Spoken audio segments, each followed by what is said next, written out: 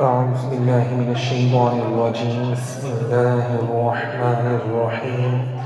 ويطعمون الطعام على حبه مسكينا ويتيما وأسيرا وما أرسلناك إلا رحمة للعالمين. صدق الله العظيم. إن الله وملائكته يصلون على النبي يا أيها الذين آمنوا صلوا عليه وسلموا تسليما.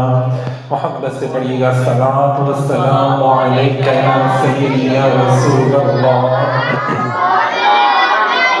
آلک واصحابک یا حبیب اللہ. الصلاۃ والسلام علیک یا سیدی یا رحمۃ للعالمین وعلى آلك وأصحابك يا سيدي يا خاتم النبيين يا شفيع المذنبين يا راحة العاشقين يا جد حسن والحسين. سامعین محترم، جمادی الآخر کا یہ مہینہ ہے، اسلامی مہینہ، اور اس مہینے میں سیدہ پاک بی بی فاطمہ الزہرا سلام اللہ علیہا آپ کی ولادت ماشاءاللہ سے ہوئی. ہماری کوئی حیثیت تو نہیں کہ ہم ان کی شانیں بیان کر سکیں، اللہ اس کے محبوب نے ان کی شانیں بیان کی ہیں.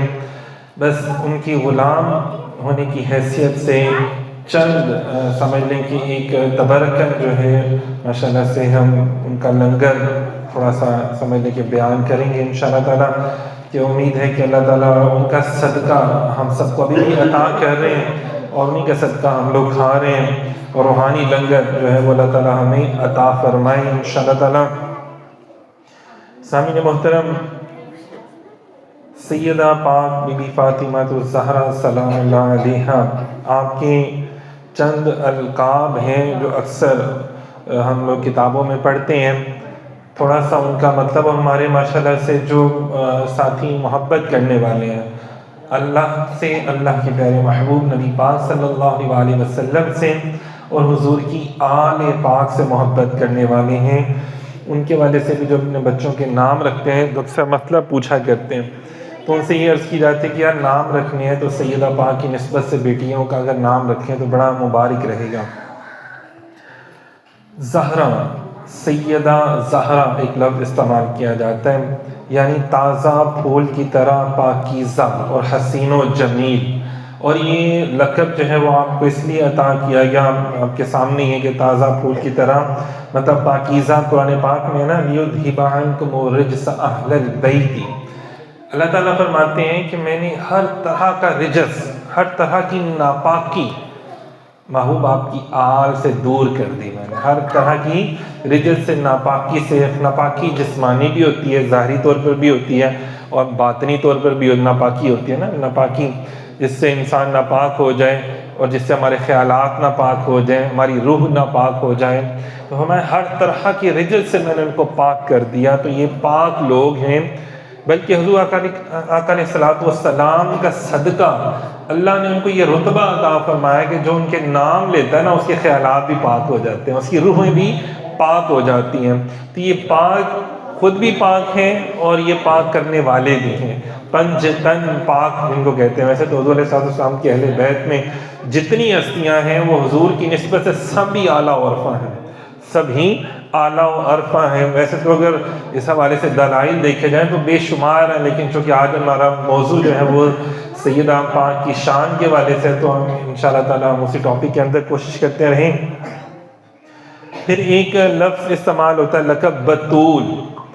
زہرا کے بعد ایک لفظ استعمال ہوا ہے بتول، اللہ کی سچی اور بے لوث بندی، اللہ کی راہ میں دنیا سے قطع تعلق کرنے والی. مطلب اللہ تعالیٰ کی سچی اور مطلب عبادت بھی کی ہے نا، بے لوث ہو کے کی ہے.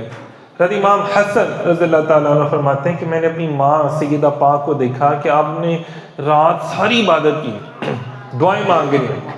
کس کے لیے؟ حضور کی امت کے لیے. یہ نہیں کہا کہ اللہ تعالیٰ مجھے مال و دولت عطا فرما دے، مجھے بڑا گھر عطا فرما دے، میرے بچوں کو یہ عطا فرما دے. نہیں، اپنے لیے کچھ نہیں مانگا، مانگا بھی تو سرکار کی امت کے لیے، اپنے بابا کی امت کے لیے مانگا. تو بے لوث محبت ہے نا. کہ اللہ تعالیٰ سے سچی محبت، اسے کہتے ہیں نا بے لو. ہم تو پڑھائیاں بھی کرتے ہیں نا، تو اس میں ہمارے اپنے ذاتی مقاصد ہوتے ہیں، اس میں اللہ کی رضا شامل نہیں ہوتی. یار ہمیں اللہ کی رضا ملے، ہم اس لیے نہیں پڑھ رہے. صحابہ کرام کی شان دیکھ لیں کہ ان کے بارے میں اگر اللہ تعالیٰ فرما رہتے ہیں کہ رضی اللہ تعالی عنہ، وہ اللہ سے راضی ہو گئے، اللہ ان سے راضی ہو گیا، یہ ان کی شان ہے. تو سیدہ پاک تو وہ ہستی ہیں جن کے بارے میں عائشہ صدیقہ رضی اللہ تعالی عنہ، سچی خاتون ہے نا وہ کیا فرماتی ہیں کہ ہم نے سیدہ پاک سے بڑا کوئی ایسی ہستی نہیں ہم نے آج تک دیکھی کہ جو نبی پاک صلی اللہ علیہ وسلم سے اتنی مشابہ ہو، چلنے پھرنے میں، بات کرنے میں، ہر انداز میں، سوچنے میں بھی، اللہ سے محبت کرنے میں بھی. مطلب اتنی مشابہ تو کوئی ہستی ہو ہی نہیں سکتی. اور وہ کون ہے؟ صرف سیدہ پاک ہے. حالانکہ آپ کی ازواج بھی تھیں، اور بھی رشتہ دار ہیں، سارے معاملات ہیں. اور فرما کون رہی ہیں؟ یہ حدیث پاک خود ام عائشہ صدیقہ رضی اللہ تعالیٰ عنہ. اندازہ کرے، خود ان کی شان بیان کر رہی ہیں سیدہ پاک کی کہ اتنی سچی اور بے لوث. فرمایا مولا تو رات تو نے چھوٹی سی بنا دی، ایک سجدہ کرتی ہوں رات پوری ہو جاتی ہے، کاش رات لمبی ہوتی میں دوسرا سجدہ بھی کر لیتی. آج ہم کہتے ہیں یار تو چل رہا میں 5 منٹ چاہے نماز پڑھ کے. یار ہماری تو 5 منٹ میں نماز ختم ہو رہی ہے، کیڑی نماز ہے؟ ہم تو اللہ سے صحیح بات بھی نہیں کر پاتے، لفظ کو بھی سمجھ نہیں پاتے، الفاظ کو بھی ہمیں پتہ ہی نہیں ہوتا ہم کیا بول رہے ہیں، بس اللہ اکبر اللہ اکبر اللہ اکبر ہو گیا جی، ٹھا ٹھا ٹھا ٹھا. تو یہ ان کی نماز ہے، ان کی ادا دیکھیں. ہماری تو تسبیحوں کا بھی عالم ہے نا کہ من کے تو من کا ٹھا من کا، تو ان کی تسبیح کا عالم بھی کچھ ہی ہو رہی ہے. تسبیح بھی کیا، تسبیح فاطمہ پوری دنیا میں مشہور ہو گئی. اندازہ کریں آج کسی کو دولت مل جائے، کسی کو رتبہ مل جائے، اقتدار مل جائے، تو وہ پہلے اپنے گھر والوں کو بھرتا ہے. ایسے ہی ہے نا، اپنے رشتہ داروں، گھر والے بھر گئے، پھر رشتہ دار، پھر اور عزیز و اقارب، پھر جو اپنے گھر میں نوکر چاکر کام کرتے ہیں ان کے رشتہ داروں کو بھرتے ہیں. آپ کے سامنے ہی ہے نا، ایسے ہی لوگ کرتے ہیں. یہاں پر کریم آقا لجپال آقا کی بارگاہ میں مال غنیمت آ رہا ہے، اندازہ کریں سرکار بانٹتے چلے جا رہے ہیں، لیکن اپنی آل سیدہ پاک تشریف لاتی ہیں. مولا علی پاک نے فرمایا کہ آپ عرض کریں کہ کوئی غلام خاتون مل جائے، کنیز مل جائے. حضور نے فرمایا آپ کو پتہ ہے کہ غزوہ بدر میں جو لوگ شہید ہوئے تھے ان کی بیوائیں ہیں، ان کے یتیم بچے ہیں، تو زیادہ حق جو ہے وہ ان کا ہے. تو کیا میں آپ کو اس سے بہتر چیز نہ بتاؤں؟ وہ کیا کہ سبحان اللہ، الحمدللہ، اللہ اکبر. کہ آپ اللہ کی سچی بندی، آپ اللہ سے مدد مانگیں، آپ اللہ کا ذکر کریں، تو اللہ تعالیٰ آپ کو اتنی طاقت، اتنا رتبہ، اتنی شان عطا فرما دے گا.